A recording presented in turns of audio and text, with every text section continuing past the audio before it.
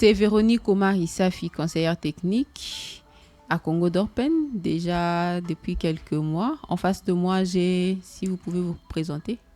Aloïs Kouma, je suis coordonnateur pays de Congo Dorpen, mais en même temps, je suis responsable de quelques thématiques. Par exemple, l'entrepreneuriat agricole. Ok, merci beaucoup, monsieur Aloïs. Vous avez dit que vous êtes représentant pays. Okay. Aussi, coordonnateur Congo Dorpen. Mais qu'est-ce que Congo Dorpen fait exactement? La situation qu'on a ici, Congo Dorpen est une ONG belge active en RDC depuis plus de 50 ans. Sa logique, c'est le revenu paysan amélioré qui lui permet de réaliser les services sociaux de base, qui sont la santé et l'éducation. Vous voyez ce qui se passe dans les villages, c'est que l'entreprise du paysan, c'est son champ, c'est son petit élevage, c'est la pêche, c'est tout ce qu'il fait, ça lui rapporte de l'argent. Mais dès qu'il a cet argent, il y a des dangers qui lui approchent. Le premier danger, c'est la santé. Quand il tombe malade ou quelqu'un de sa famille tombe malade, tout ce qu'il a consenti pour toute l'année est parti en santé. C'est ainsi que nous appuyons les paysans pour améliorer son revenu. Mais ce revenu, nous devons avoir un moyen équitable pour qu'il puisse accomplir ses besoins sociaux de base en santé. Par exemple, les mettre dans une mutuelle de santé. C'est ainsi que nous, on appuie la mutuelle de santé et l'éducation, on est plus dans l'alphabétisation. Voilà Congo Dorpen. Ok, merci beaucoup. Déjà, en vous suivant, vous avez parlé de la santé, de l'agriculture et aussi de l'éducation. Ce sont juste les 3 axes ou il y a encore d'autres axes d'intervention pour Congo Dorpen? Bon, ce triangle-là, c'est un triangle important. Le revenu, qui est le produit de l'entrepreneuriat, qui appuie la santé et l'éducation. Mais tout cela se fait avec l'inclusivité et dans le respect de l'environnement. C'est-à-dire que tout ce que nous faisons, que ce soit dans les revenus paysans, que ce soit en santé, que ce soit en éducation, c'est avec la pleine participation des femmes et des jeunes et aussi dans le respect des normes de l'environnement. Par exemple, si c'est l'agriculture, ça sera une agriculture, ça sera des pratiques agroécologiques, mais avec l'intégration des femmes, parce que l'agriculture, elle est familiale. Voilà, chez nous, l'agriculture, elle est familiale. Voilà, c'est dans ce sens-là. Donc, vous comprenez par là qu'on a le revenu qui prend en compte l'agriculture, l'élevage, l'entrepreneuriat, durable et inclusif, mais qui appuie la santé, côté offre et côté demande. Offre, c'est tout ce que nous faisons dans les infrastructures, dans les équipements, dans l'appui aux médicaments. Et la demande, c'est la mutuelle de santé. C'est l'accès aux soins. Et côté l'éducation, nous sommes plus côté l'alphabétisation. Mais tout cela, nous le faisons d'une façon inclusive et durable. Vous venez de parler de la durabilité. Mais on aimerait aussi savoir c'est quoi le changement exact que Congo Dorpen a apporté jusqu'ici. Qu'est-ce qu'on peut retrouver au niveau des paysans qui a changé avec l'apport de Congo Dorpen? Je ne peux pas être jugé parti, mais ce qui est vrai, quelques indicateurs nous montrent que l'amélioration, elle n'est pas à 100%, j'ai envie de dire, mais en tout cas, mettre les paysans, les producteurs sur un chemin, c'est aussi quelque chose. Ce qui a changé, par exemple, je ne dis pas que les paysans, il faut comprendre que les paysans, lui, il a une connaissance terrible et il y a quelques points seulement qui les compliquent. Par exemple, dans la production, il est fait. Mais c'est seulement, par exemple, dans la vente de ses produits. Il produit son sac de maïs, il produit du café là-bas. Ce qu'il a consenti pour faire toute l'année, un bon monsieur comme ça atterrit dans les milliers avec les sacs au main, il dit j'achète les maïs, j'achète les cafés, lui-même fixe les prix. Et comme le paysan est dans les besoins, son enfant est malade ou il doit payer les frais scolaires pour les enfants, il est obligé de vendre ces produits-là au prix fixé par l'acheteur pour réaliser les besoins de base qu'il a rencontrés dans sa famille. C'est ainsi que nous, dans l'accompagnement, à travers les micro-projets communautaires sur l'entrepreneuriat, nous accompagnons les paysans jusqu'à la commercialisation. Par exemple, s'ils mettent leurs produits ensemble, ils ont mis autant de sacs de maïs ou autant de sacs d'arachide ou autant de sacs de café quelque part, et quelqu'un débarque dans le village, il écrit « J'achète le café, un sac à $10 par exemple, à 10 000 francs ». S'il demande à un paysan, il dira « Oui, nous avons du café, tu as besoin de combien de sacs ?»« Non, j'ai besoin de 1000 sacs. »« Non, va dans notre dépôt là-bas, nous avons plus de 2000 sacs, tu vas avoir tout ton café le même jour. » L'acheteur, en écoutant qu'il ne va pas traîner dans le village, il aura le café le même jour, il va se presser d'y aller. Mais il arrive là-bas, lui l'acheteur, il avait fixé le prix à 10 000, il arrive là-bas, on lui dit « Écoutez, nous paysans, nous avons mis notre produit ensemble, notre café coûte 15 000. » Il sera obligé de négocier avec le producteur parce que le producteur n'a pas fixé ses prix par imagination, il a fait les calculs de production et il dit que si je vends à 15 000, j'aurai un bénéfice. S'ils sont au groupe, ils gagnent. S'ils vont à l'ordre dispersé, ça profite à l'acheteur. Voilà une stratégie pour dire que chez les paysans, ils sont organisés pour la vente. Je n'ai cité qu'un exemple pour montrer qu'ils peuvent améliorer leurs revenus seulement par la vente groupée. Okay. Ça, c'est ce qui est très visible. Mais de l'autre côté, l'argent des paysans, le revenu dont nous parlons, ce n'est pas l'argent qu'on compte, on met dans les sacs. Okay. Ce n'est pas l'argent qu'on met dans les placards. D'ailleurs, ou en banque. Oui, il n'y a pas de banque dans le village. Okay. Tu vois. Donc, le problème est que son revenu, pour savoir qu'il a amélioré son revenu, il faut voir comment il est en train de réaliser les besoins sociaux de base qui l'entourent. Il a le problème de santé. Mais qu'est-ce qui est visible? Cette question-là. Il s'affilie à la mutuelle de santé que nous avons accompagnée, que nous avons mis en place. Et s'il est malade, au lieu de payer les 5 000 ou les 10 000 francs qu'on lui demande pour son enfant, la mutuelle de santé prend les 80 ou les 70% et lui ne paye qu'un petit ticket modérateur de 1 000 francs ou de 500 francs. Et ça fonctionne. Donc, le revenu des paysans amélioré, il ne dépense pas trop aussi dans la santé parce qu'il est membre d'une mutuelle de santé qui est une mutuelle qui rembourse les soins d'une façon équitable. Et c'est un mécanisme de solidarité qui fonctionne très bien. L'analyse contextuelle commune a prouvé que dans les villages, il y a moins de gens qui sont allés à l'école, qui ont eu la chance d'aller à l'école. Okay. Ça change maintenant avec les enfants, cette génération, mais avant ici, la génération avant là, beaucoup ne sont pas allés à l'école. Et surtout les femmes. Okay. Alors nous, on travaille sur l'alphabétisation conscientisante et fonctionnelle au même moment. Conscientisante, qui veut dire? Conscientisante, je commence par fonctionnelle. Ok, alors savoir lire, écrire et calculer. Ok. Mais pourquoi lire, pourquoi écrire, pourquoi calculer? C'est pour s'insérer dans le développement de son milieu. Okay. Pour que la femme soit capable de se représenter dans un mouvement associatif. Et pourquoi pas revendiquer être président d'une association? C'est ainsi qu'on a un comité local de développement dans le village de Kondonga où la femme est présidente. Cette alphabétisation insère les femmes dans la communauté et la femme devient actrice de développement. C'est ça la conscientisation.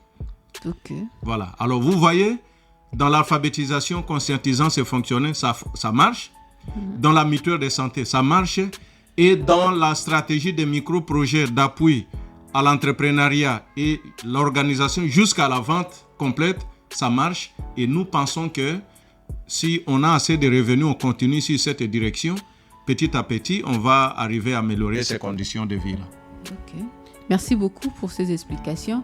J'entends un mot qui est venu dans votre intervention tout à l'heure, c'est comité de développement. C'est quoi exactement et là, ça a quel rôle? Ah bon. Maintenant, vous avez vu les 3 piliers là. Oui. L'amélioration des revenus, il y a la santé, il y a l'éducation. Ok.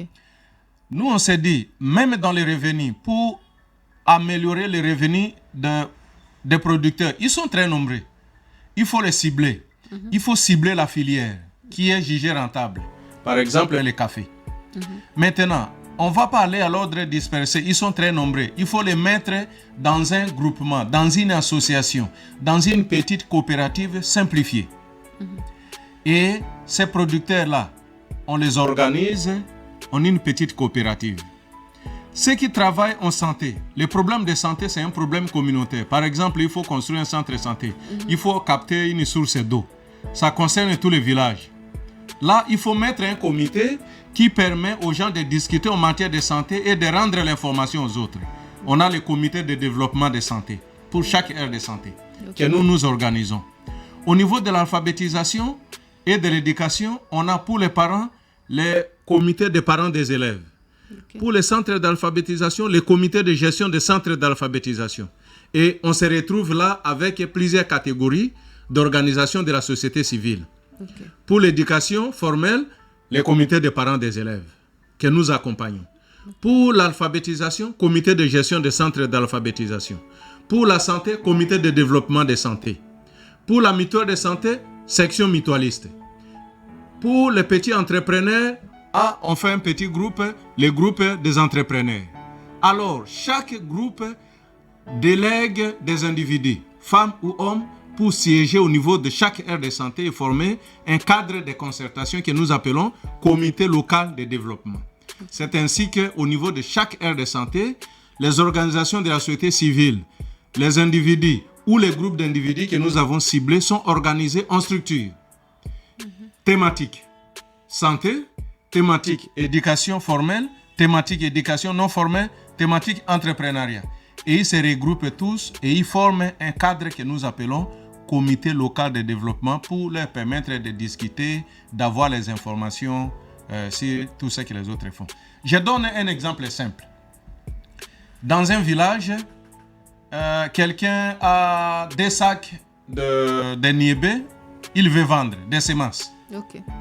Et il me dit, écoute, où est-ce que je peux trouver les clients pour vendre ces niébés? Je vais dans le village suivant, à 3 km seulement, je trouve toute une association. Ils me disent, en tout cas, si tu sais là où on vend les semences de niébé, nous avons fait les champs, ça fait déjà 2 semaines, on ne sait pas s'aimer parce qu'on n'a pas la semence. Moi, j'ai dit, mais il y a semence à côté. Hein? Il y a semence de niébé à côté. Pourquoi ils sont arrivés à ça? Parce qu'il n'y a pas un cadre de concertation qui les réunit. S'ils avaient un cadre de concertation, ils seraient informés. Ah, c'est de l'agriculture. Ils allaient dire, nous avons des sacs de semences de niébé, on vend. Et l'autre association allait dire, ah ok, nous on va acheter. Mais alors ça c'est l'importance des cadres de concertation pour partager les informations au niveau de l'aire de santé. Une aire de santé peut compter au moins en moyenne 10 villages. Vous voyez ce que ça fait? Un CLD regroupe 10 villages, mais des gens qui travaillent selon des thématiques. Et chaque thématique, nous avons de types d'accompagnement aussi liés à leur thématique. Ok, très bien. On a bien compris les différentes structures que vous venez déjà d'expliquer ici. Mais je me pose encore la question de savoir, parce que vous parlez beaucoup de café.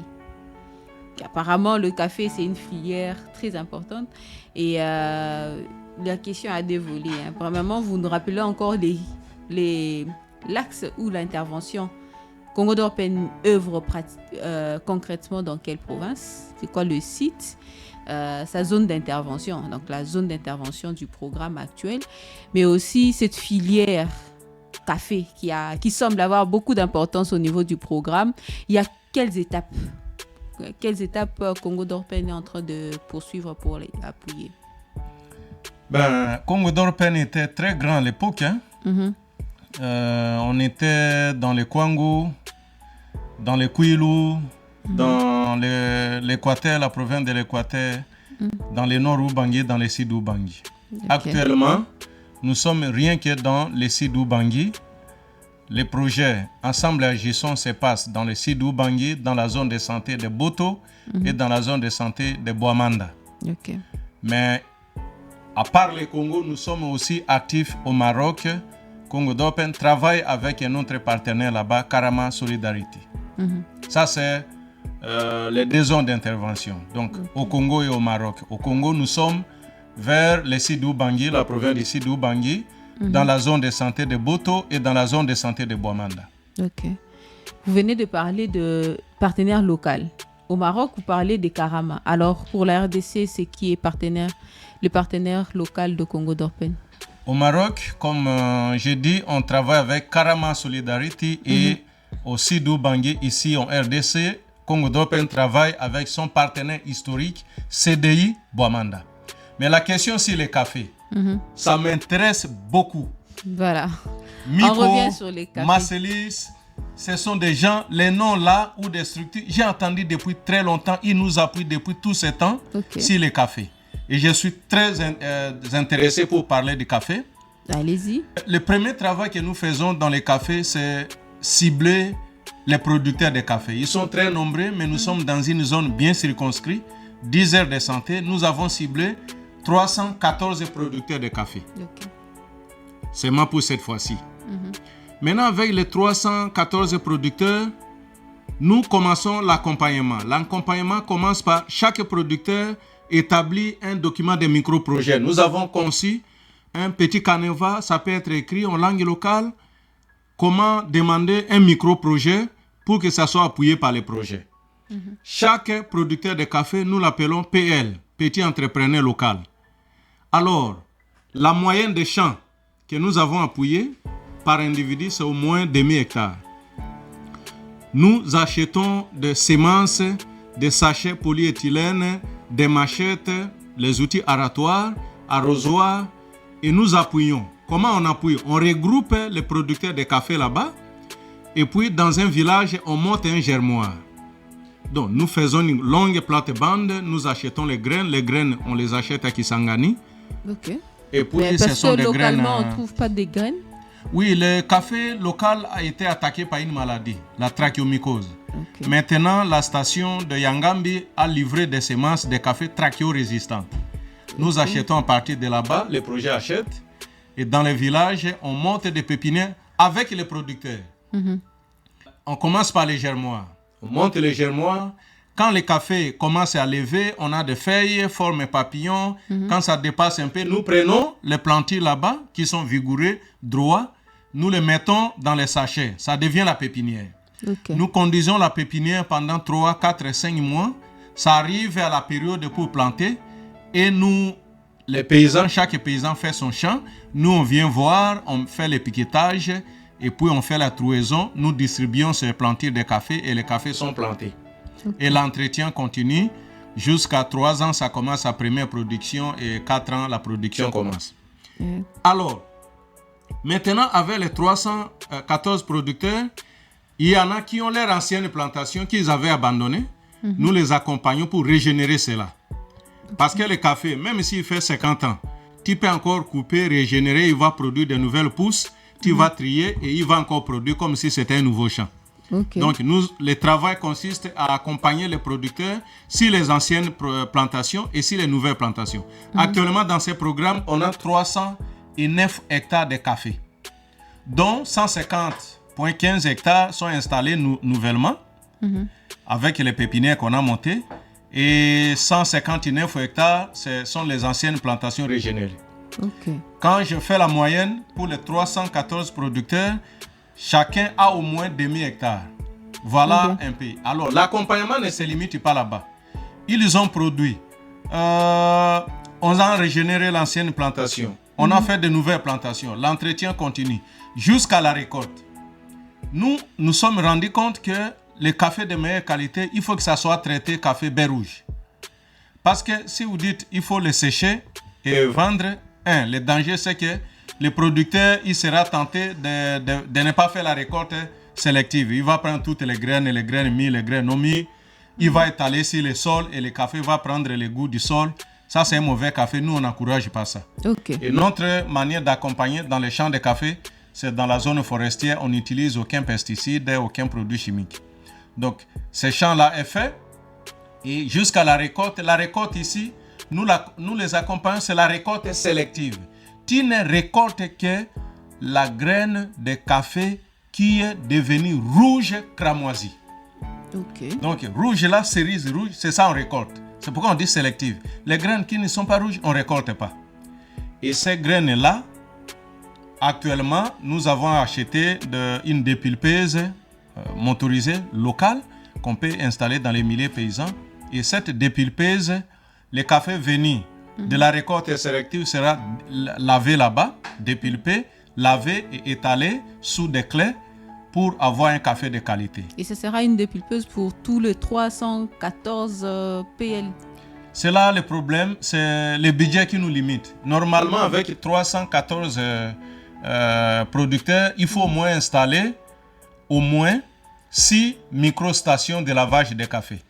Ça veut dire 50 producteurs autour d'une microstation. Okay. Bon, comme ils sont 300, si on a 6, ça peut aller. Mais même si les moyens sont trop limités, si on a 4, ça peut aller. Mais actuellement, on n'a qu'une microstation. Donc, une dépulpeuse et on va peut-être utiliser les moyens de bord, les motos. Les producteurs devront récolter là-bas. Mais quand on récolte les cafés, il faut les traiter le même jour pour avoir les cafés de qualité. Donc, si on avait les moyens, on allait installer dans les 4 endroits. Mais actuellement, comme on a une, on fait avec les une là. On installe et puis on récolte les cafés, on lave, on fait sécher. Et puis, on va encore travailler avec et sur la commercialisation. Très bien. Mais j'entends ici, vous avez parlé de la récolte sélective. Est-ce que vous avez des techniciens, des agronomes qui vont accompagner ces producteurs-là à la sélection des cerises de bonne qualité? Alors, ce qui se passe est que dans l'engagement, la convention que nous avons faite avec CD Boamanda, notre partenaire, nous discutons ensemble du profil du personnel qui doit travailler dans le cadre de ces projets-là. Exact. On a besoin des agronomes pour conduire les producteurs. On a besoin des professionnels de santé pour conduire les domaines de santé et des mutuelles de santé. On a besoin de professionnels en alphabétisation et en environnement. Voilà ce que nous faisons. Alors, nous présentons ces profils et CDI engage ces personnels d'après ces profils. Ce qui fait que nous avons des agronomes dans ces projets. Ils sont 2 qui travaillent sur la filière café. Nous avons des professionnels en santé et nous avons d'autres professionnels dans les autres domaines. Vous avez parlé des agents partenaires locaux qui travaillent déjà dans la mise en œuvre du programme. Mais comment est-ce que vous décrivez actuellement l'implication de ces partenaires locaux dans la mise en œuvre du programme? Comment vous décrivez l'implication des CDI, l'équipe projet, au niveau de la mise en œuvre du programme? Voilà, il y a une étape sur les cafés que je n'ai pas dit. Je vais reprendre cette question. Oui. Les femmes dans les cafés. Oui. C'est tout un problème parce que dans les milieux où nous travaillons, les cafés relèvent du domaine foncier. Et là-bas, on ne donne pas l'héritage souvent aux femmes.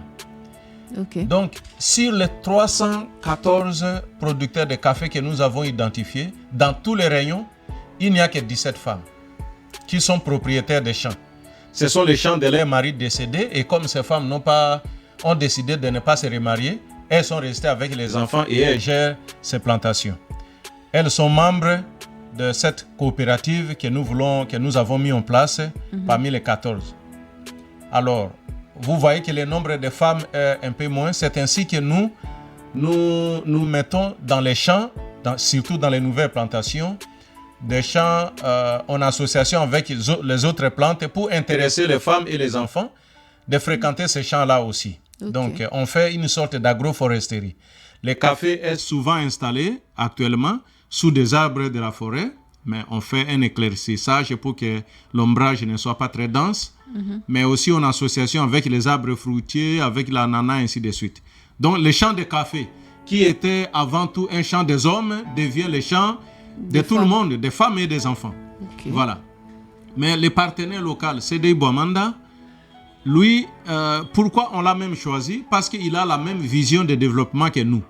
Donc, nous partageons avec CDI Boamanda la même vision de développement, amélioration des conditions de vie des paysans. Okay. Mais la manière de l'améliorer, c'est qu'il faut travailler sur les revenus, travailler sur les besoins sociaux de base en santé et en éducation.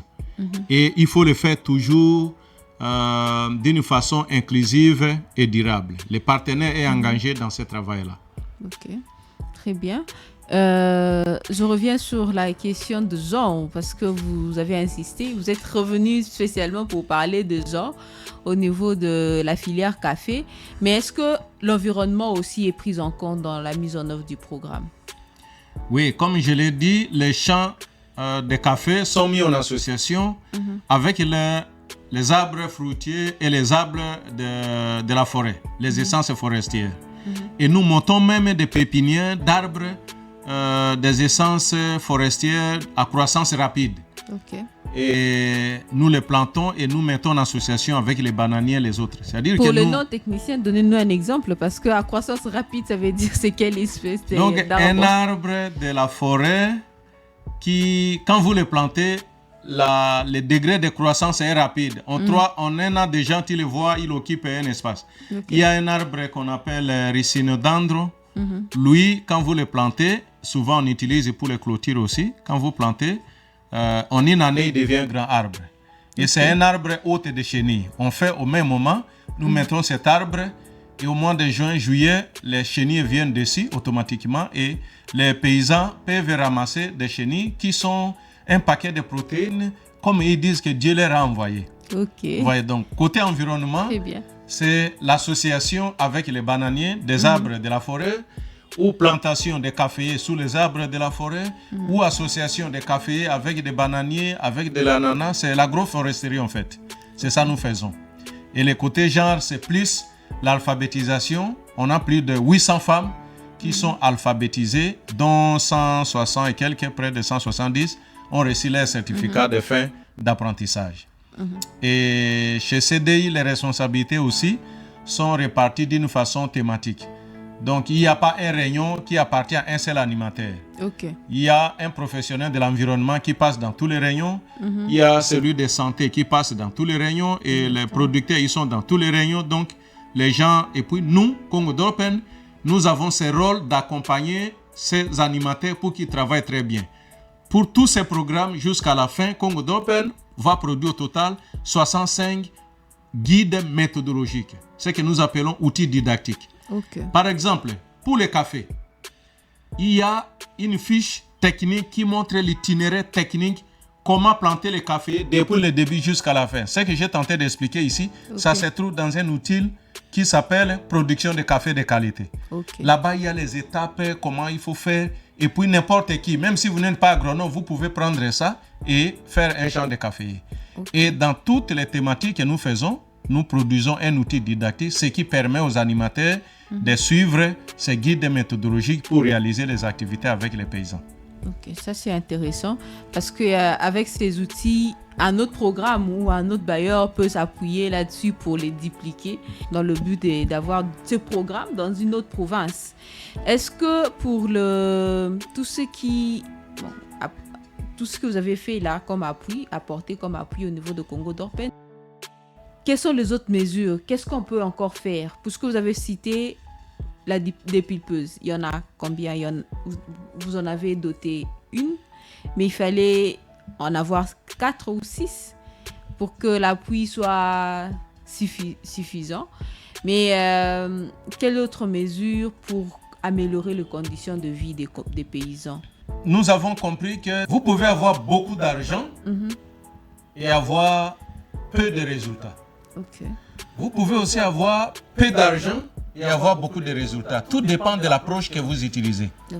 Vous voyez que notre budget n'est pas si grand. Mais l'approche d'appuyer les petits producteurs, c'est l'approche avec les petits moyens. Chacun a son champ de café, par exemple. Mais maintenant, ce qui pose problème, c'est comment traiter ces cafés-là. Pour les traiter, comme je l'ai dit, on devrait avoir au moins 4 ou 6. Bon, on en a seulement une. Donc, on est en train de se battre pour trouver d'autres moyens pour installer d'autres micro-stations. Ça, c'est côté entrepreneuriat. Pourquoi je parle seulement de café? Parce qu'il y a une étude qu'on a menée dans la région. Les paysans, ils font beaucoup de cultures. Ils font le maïs, ils font l'arachide, le manioc, ceci. Mais on a étudié quels sont les produits qui ont une valeur ajoutée, qui apportent beaucoup d'argent, comme on appelle filière rentable, filière porteuse. filière sur laquelle, si on s'appuie, ça peut déclencher le développement de la communauté. Tout le monde fait le maïs, mais le maïs là-bas est fait d'une manière pour assurer l'autosuffisance alimentaire. C'est l'aliment de base de la communauté. Ça n'apporte pas beaucoup d'argent. Nous encourageons cela, mais le marché, la plus-value de manioc et de maïs, c'est peu. C'est l'arachide et le café. Ce sont les deux filières-là qui apportent beaucoup. L'arachide se fait 2 fois par an, mais le café se récolte une seule fois par an.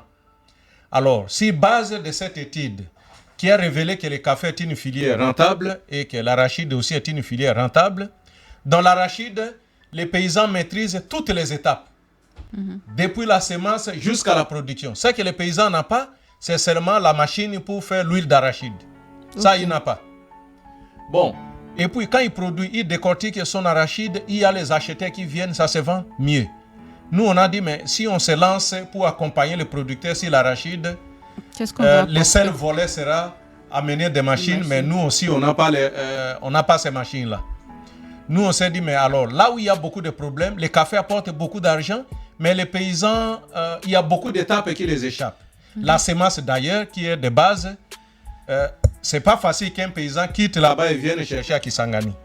Voilà, nous, on a travaillé sur on a jugé travailler seulement sur le café, cette fois-ci, mais si on a les moyens, on peut étendre sur l'arachide.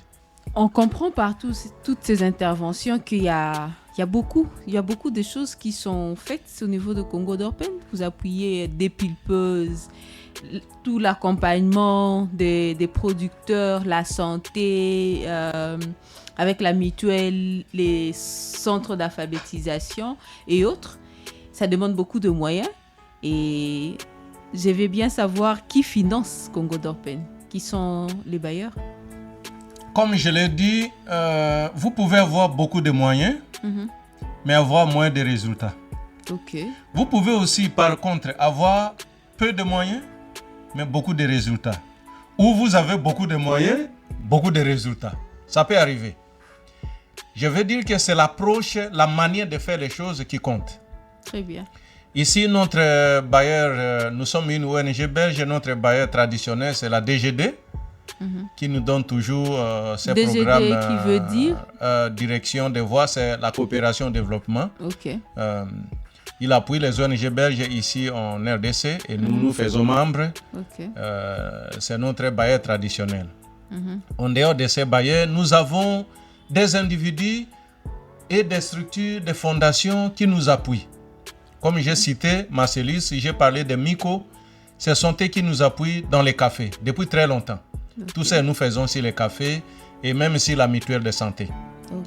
Mais nous avons aussi un public belge qui nous appuie, des petits donateurs, ils sont plus de 500 qui sont très intéressés de ce que nous faisons sur le terrain. Oui, parce que chaque trimestre, nous produisons des bulletins trimestriels de publication où nous parlons de ce que je viens d'expliquer ici, des thématiques et autres, et ils contribuent, ils veulent voir comment ça peut appuyer les paysans dans les villages. Et nous nous organisons de cette façon-là. Donc, on a principalement la DGD, nous avons Miko, nous avons Marcelis, nous avons ces donateurs qui nous appuient. Et avec ces peu de moyens, nous essayons de les concentrer sur les activités au niveau de l'entrepreneuriat, au niveau de la santé et au niveau de l'éducation d'une façon inclusive et durable. Ok, très bien. Bon, merci beaucoup pour cet échange. On va chuter et clôturer par ici. Juste un petit mot. Ça va aller droit au niveau de... Bon, ça va dans 2 sens. Au niveau de la communauté, un conseil ou un mot par rapport à l'entrepreneuriat. Comment est-ce qu'un paysan doit vraiment s'engager au niveau de l'entrepreneuriat pour évoluer. Mais aussi un mot pour, je ne sais pas, vos bailleurs et puis tout ce monde que vous venez de citer qui appuie Congo d'Orpen pour les encourager. Alors, je dis toujours aux paysans, la plupart sont des chrétiens.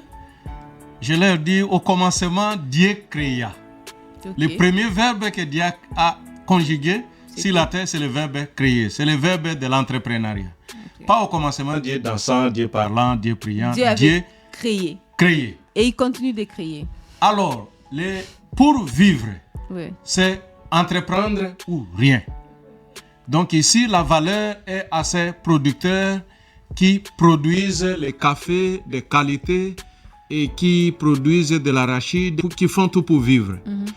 Alors, notre rôle est de les accompagner, de les structurer de façon qu'ils ne puissent pas aller devant les acheter à l'ordre dispersé.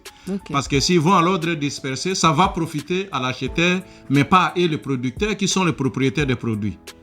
Donc, l'option serait de les mettre toujours ensemble, de les accompagner. Et par rapport à notre partenariat, nous encourageons beaucoup CDI parce qu'on a la même vision. Mais il y a de l'expertise chez nous, Congo Development, et chez CDI. Là où nous trouvons que ça manque ou bien que nous voulons approfondir, nous établissons des collaborations avec les autres ONG. C'est ainsi que nous demandons pour la dépulpeuse. Nous sommes allés chez Ricolto et nous disons comment vous faites pour faire ça. Ils nous disent voilà la machine qu'on utilise. Voilà, on développe des collaborations, échange et partage d'expériences pour que ça profite à l'équipe de CDI qui va mettre en place les projets. Et pour nos donateurs, je ne peux que remercier parce qu'ils ne se rendent pas compte de petits moyens qu'ils donnent et de grands résultats qu'on a sur le terrain. Voilà, donc 314 producteurs de café appuyés en intrants, en semences, ont installé 309 hectares de café. Et la production, si on vend seulement même 20 ou 30% de cette production, ça sera au moins 20 tonnes ou 30 tonnes de café lavé. Vous voyez, c'est beaucoup. En mutuelle de santé, étonnant. Les appuis qu'on a, les intrants spécifiques, les accompagnements, les formations qu'on donne. Vous savez combien ça a donné? On a 23 000 affiliés à la mutuelle de santé à Boto et 90 000 d'affiliés à la mutuelle à Bouamanda. Donc, on a plus de 100 000 affiliés à la mutuelle. Et c'est 100 000 multiplié par la taille des ménages. Parce que l'affiliation, s'ils sont 100 000 par exemple, vous voyez, c'est 100 000 personnes sauvées en matière de santé parce que devant un problème de santé, ils ne vont payer qu'un petit ticket modérateur et l'argent qu'ils ont mis ensemble va couvrir tous ces soins-là. Et vous vous rendez compte, il y a leur appui, l'appui de bailleurs, de donateurs, c'est énorme. J'ai dit un petit appui, mais regardez comment ça donne. Le résultat, beaucoup. Centre de santé construit et équipé, la mutuelle de santé fonctionnelle, les 10 centres d'alphabétisation fonctionnent, les 314 producteurs de café accompagnés. Et voilà, avec les petits moyens qu'on a, on ne peut que les remercier. Les besoins sont illimités. Pour le producteur de café, si on avait 4, ça allait être mieux. Hein. Pour la mutuelle, il faut continuer sur le chemin. Pour l'alphabétisation, il faut étendre. Et il faut travailler suffisamment sur les jeunes qui n'aiment pas beaucoup l'agriculture ces derniers temps. Promouvoir l'agriculture. Il faut promouvoir l'agriculture des jeunes parce qu'on est dans la décennie des Nations Unies qui promet l'agriculture familiale. Papa, maman et les enfants dans les champs. Bon, actuellement, les jeunes aiment les réseaux sociaux, tout ça. Ceux qui sont membres de groupes que nous accompagnons, ils s'intéressent de l'agriculture et ça, c'est notre travail. Nous devons continuer à mobiliser les jeunes et les femmes dans ces grands ensembles de développement. Merci beaucoup, M. Aloïs, et à la prochaine. Merci.